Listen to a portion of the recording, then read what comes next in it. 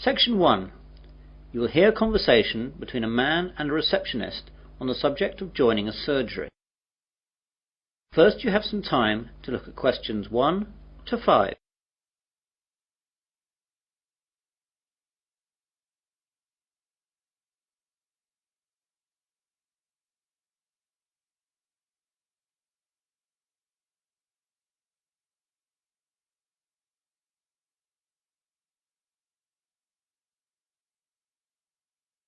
You will see that there is an example. This time only, the conversation relating to this will be played first. Hello, I've just moved to Melbourne for a new job and I've been advised to register with a new doctor for my family and myself. I think that this surgery is the nearest one to where I live. What's the name of the road that you live in, sir? Dawson Road. So, Dawson Road is the correct answer. Now we begin. You should answer the questions as you listen, as the recording is not played twice. Listen carefully to the conversation and answer questions 1 to 5. Hello, I've just moved to Melbourne for a new job and I've been advised to register with a new doctor for my family and myself. I think that this surgery is the nearest one to where I live. What's the name of the road that you live in, sir? Dawson Road. Yes, that's in our area. Would you like to register with us now? Yes, please. Right, I'll just have to take some details. First of all, could you give me your name?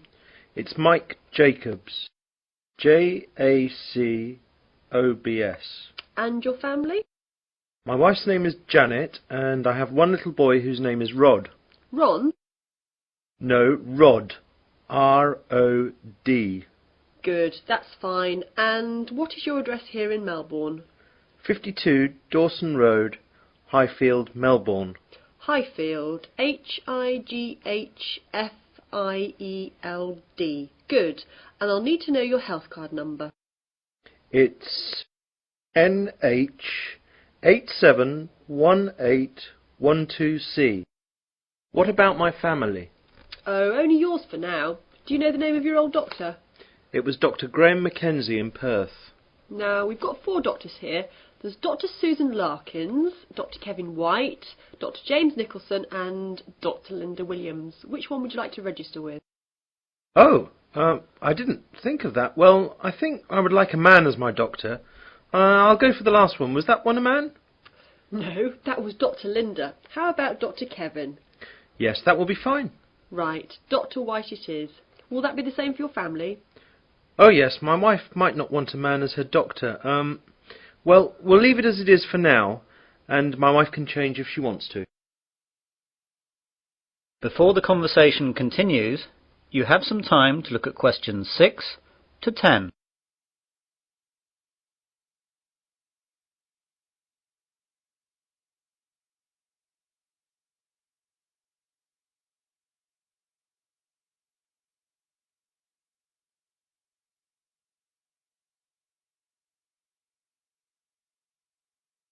Now listen carefully and answer questions 6 to 10. I'd like to make an appointment now for my wife. She wants to come in at the end of the week. How about this Friday morning? That's Friday the 21st. I don't think she can make the morning. Any openings in the afternoon? There are appointments available at 2, 2:30 and 3:30. We'll take the first one, please. OK, that's done. Oh, and what shall my wife do if she wants to switch doctor? She can just give us a call here. Do you want to take the number down? Yes, please. It's 72539829. Can you give me your name, please? My name's Angela, but there are 2 other girls who might be on duty as well. Their names are Elizabeth and Rachel, but it doesn't matter who's on duty. Anyone can take care of it. Now, what do we do if we need to call out a doctor during the night? We've got a rotation system with the doctors in the area. There's a mobile number you can call and that'll get through to the doctor who's on duty. What's that number? It's 0506 759 3856. Got that. I didn't ask about any charges. Like all Australia, prescriptions have to be paid for at the chemist at the prevailing rate.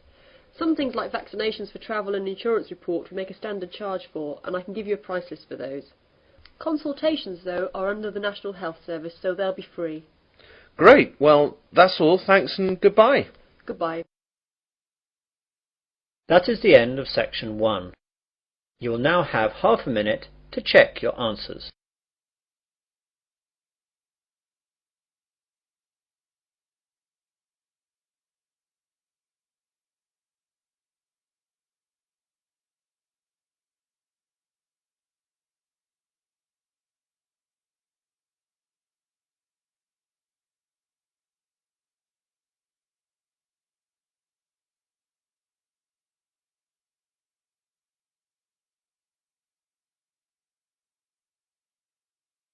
Now turn to section 2. Section 2. You'll hear an introduction to a conference on computer system language learning. First, you have some time to look at questions 11 to 16.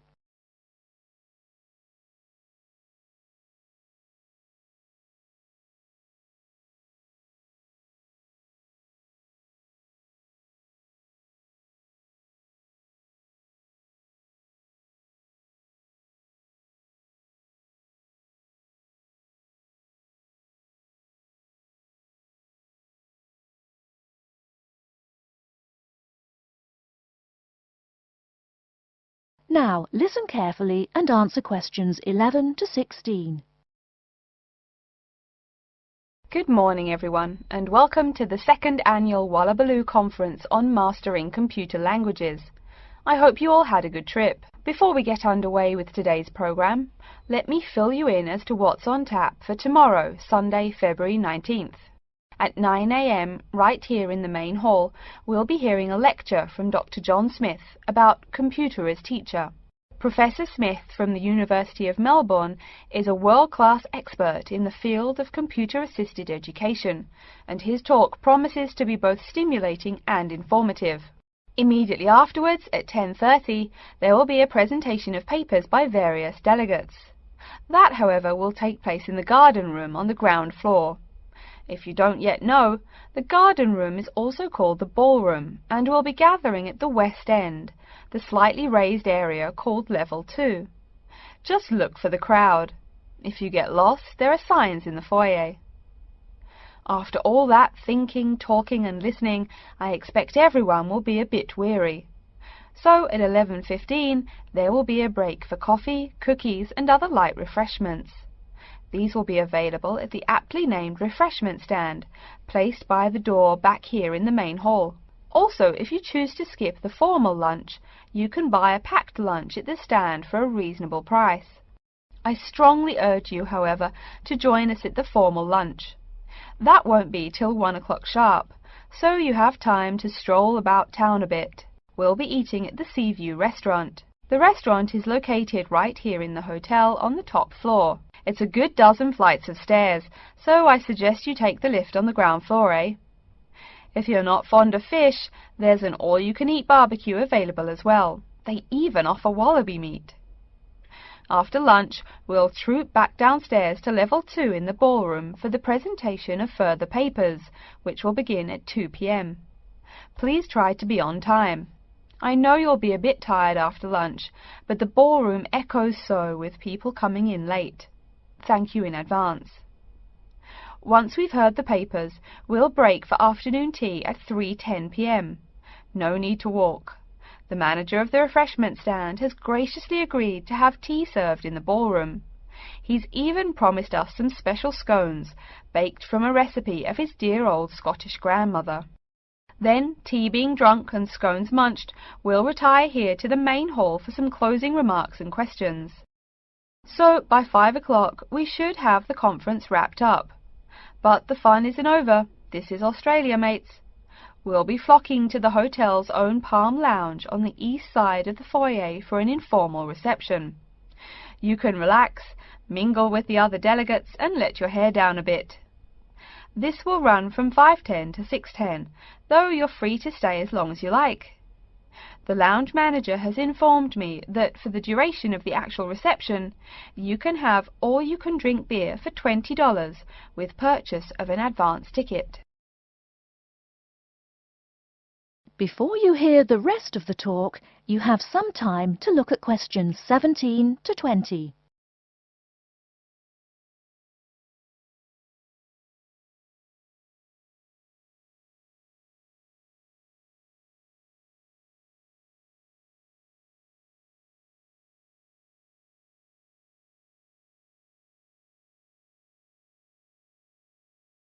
Now listen and answer questions 17 to 20. And yes, tickets can be purchased from any conference organiser or at the front desk any time between now and the start of the reception. I suggest you come by tomorrow evening to pick up the tickets, since the conference hall only holds 800 people. That way you can also get your journey planned ahead of time and be sure not to miss this truly memorable conference. If you want cocktails, however, I'm sorry, you'll have to pay for those at the regular price. Oh my goodness! Speaking of paying, I see I forgot to tell you a couple of things. The first is about lunch. The charge for the lunch will be $15 for all you delegates. If you have guests with you, the cost is $25 for the general public and $6.50 for children under the age of 10. That's $15 each, not total for everyone. Another item is about the lunch menu. I very much urge you to try the fish. I mean, look at the restaurant's name, the Sea View. As the name suggests, it is a famous seafood restaurant. The chef is a Basque from Spain, and he really gets quite put out when people ignore his fish specialities for burgers or barbecue. If fish isn't your thing, though, try the steak. He makes an exquisite filet mignon topped with blue cheese and mushrooms. Finally, if you'd like to buy a ticket, you can have both lunch and unlimited beer for $35. I should have mentioned that earlier, but I am a bit forgetful. Maybe I should avoid the beer after the conference, eh? Well, I've said my bit. Are there any questions? That is the end of section 2. You now have half a minute to check your answers.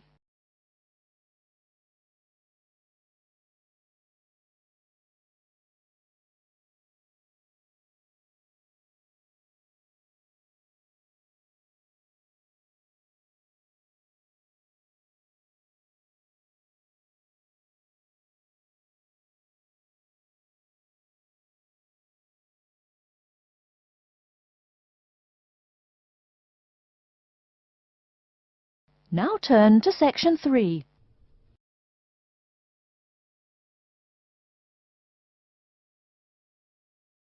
Section 3.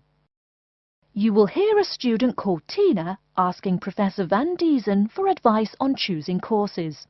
First, you have some time to look at questions 21 to 26.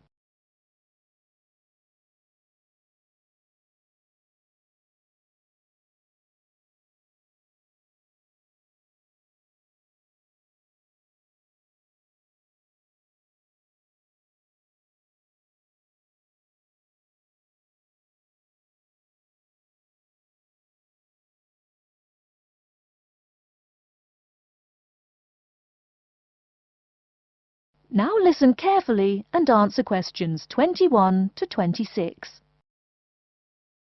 Hello, are you Professor Van Diesen? Yes, I am. And who might you be? Oh, sorry, my name is Tina. I'm a freshman here. They told me I should ask you for advice in choosing courses. Well, that's part of what I'm here for. Please come in and sit down. Now, what are your questions? I almost don't know. Everything is so confusing. Like, what is a specialized course? Oh, easy. A specialized course is one that is compulsory, meaning it's a requirement for your major, and regular, so you can't place out by taking a proficiency exam. That sounds pretty strict. Then what are all these general courses? I seem to have to take so many. Nothing to be alarmed over. These are courses open to all students and not directly related to your major. The university offers these general courses to choose so that you can become more well-rounded individuals.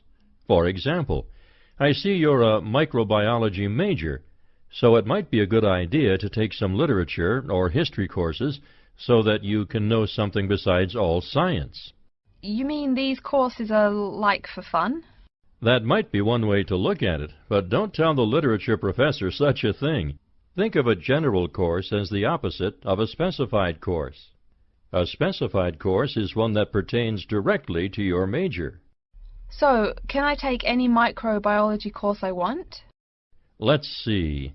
Oh, those courses used to be open to microbiology students only. The good thing is now it's open to students on a flexible schedule, so it's not only for full-time students. So the answer is yes, if you have the instructor's permission. May I ask you why you chose microbiology? Well, I also like plain old biology too. You know, full-size animals. I might even become a veterinarian. Could I take some biology classes? Well, they are open to full-time students only, which I believe is what you are. I don't know how a freshman would get along with microbiology, though. I mean, most of the students presently looking into it are from off-campus. Off-campus? Yes, you know, people who use it in their work at hospitals, laboratories, even a police detective. Why did you choose microbiology, if I may ask? I don't think you quite answered that. Well, eventually I want to be a doctor. At least my dad tells me so. If I may say so, young lady, you seem a little uncertain. Still, I think that might be a good idea for a career. Of course, if you're thinking about being either a doctor or a vet, you should take some medical science classes before you even think of applying to med school. Great! What should I take? There is one small problem.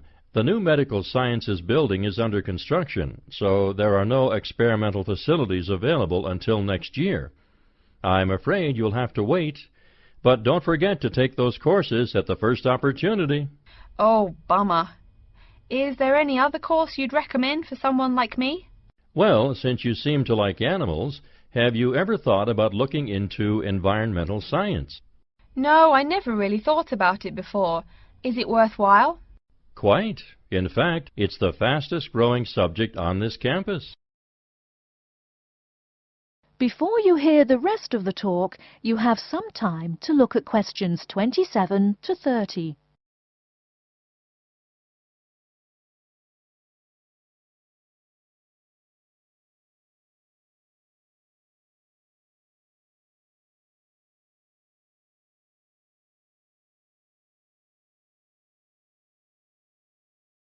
Now listen and answer questions 27 to 30.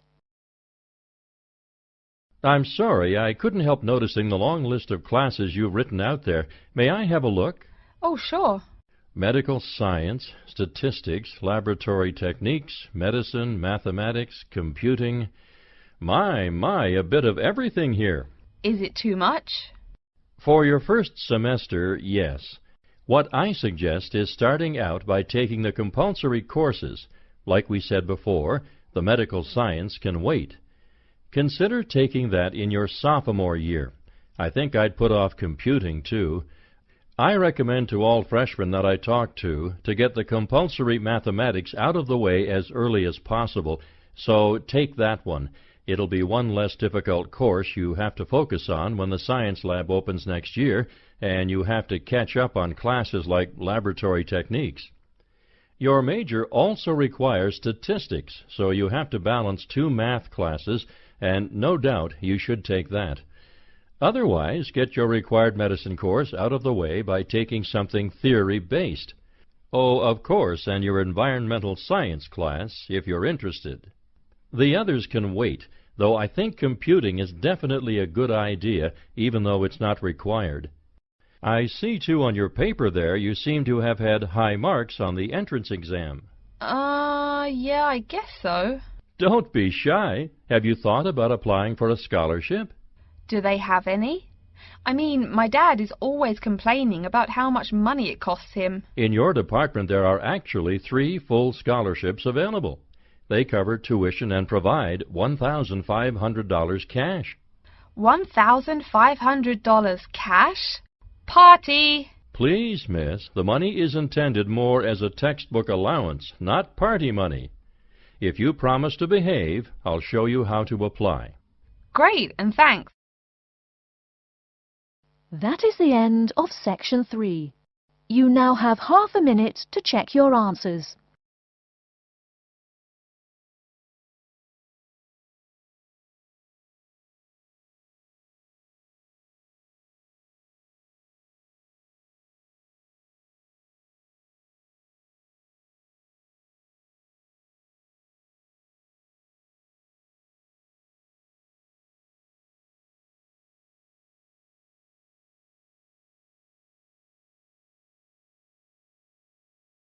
Now turn to Section 4. Section 4. You will hear a lecture about Crocodylus niloticus and its living habits. First, you have some time to look at questions 31 to 40.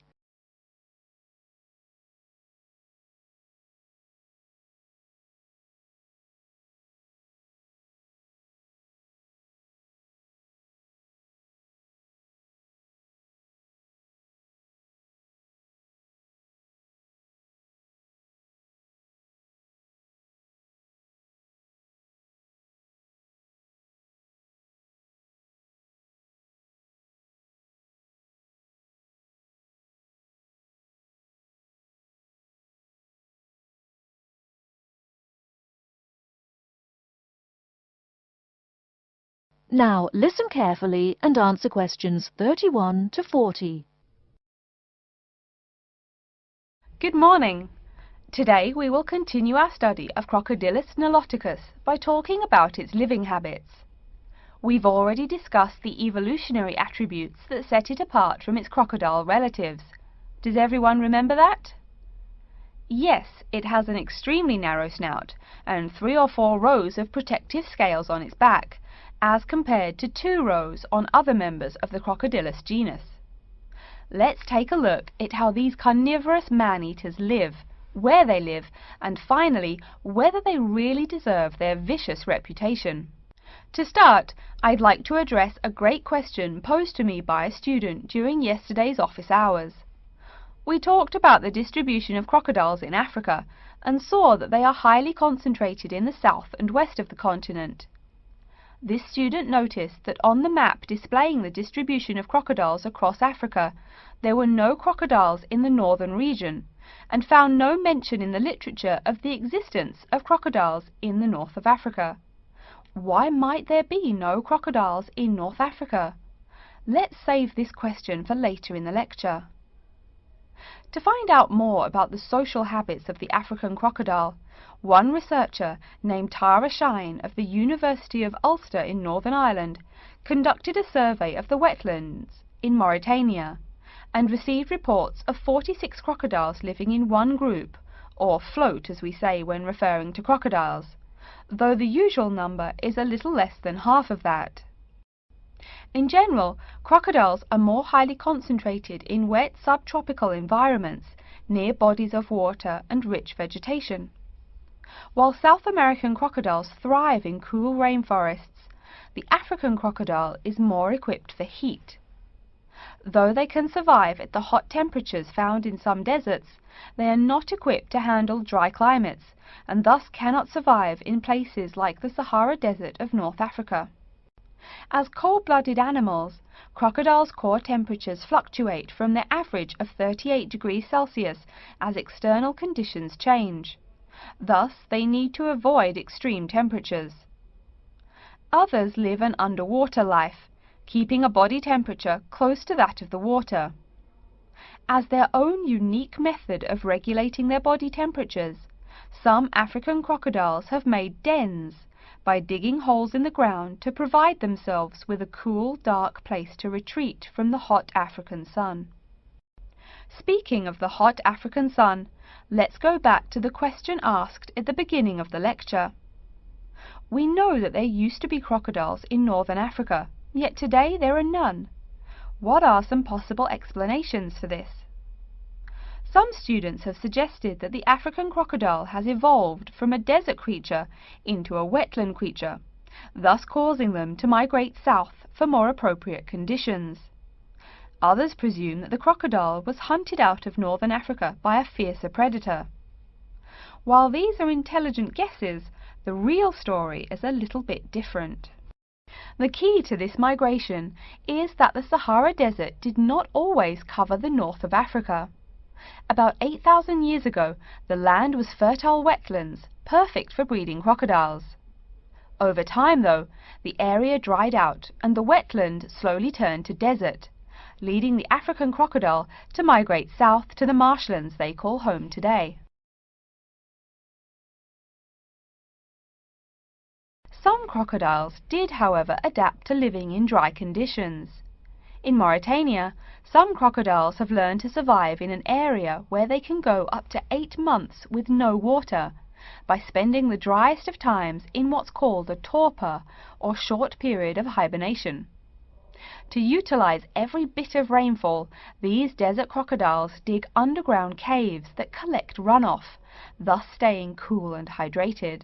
During the mating period in November and December, males attract females to their viciously protected territory through a number of behaviors that range from snapping their jaws all the way to sending infrasonic pulses through the water. Afterwards, the female digs a hole up to 60 centimeters in depth to store the eggs for an 80-day incubation period. The female protects these eggs during the period, and sometimes even helps crack the eggs with her snout at the end. These teeth-gnashing carnivores are softer than we think. Although these vicious creatures have attacked humans on a few occasions, the residents are not afraid of them. In fact, they show a great deal of reverence towards these wondrous creatures. Some say that crocodiles bring water to their habitat, so if they leave, they will bring the water with them. Obviously this is not true, but it demonstrates the admiration the inhabiting people have for crocodiles. Generally, crocodiles do not predate on humans. They attack when humans populate the crocodile's habitat, instilling fear and uneasiness in the crocs. Like any other species, crocodiles are known to attack when feeling fear. There's still a lot more to be discovered about the African crocodile. Researchers want to know more about the population size, how many crocodiles inhabit Africa in all, how they form separate floats, etc. There is still also much to learn about migration patterns and relations to other populations of crocodiles now found in other parts of the world.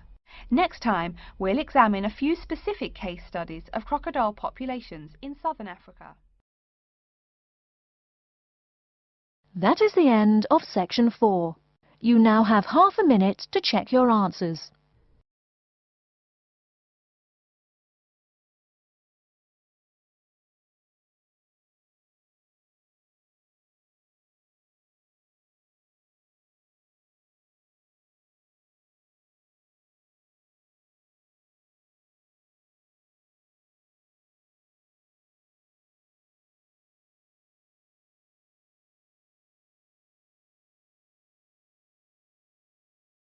That is the end of the listening test. In the IELTS test, you will now have 10 minutes to transfer your answers to an answer sheet.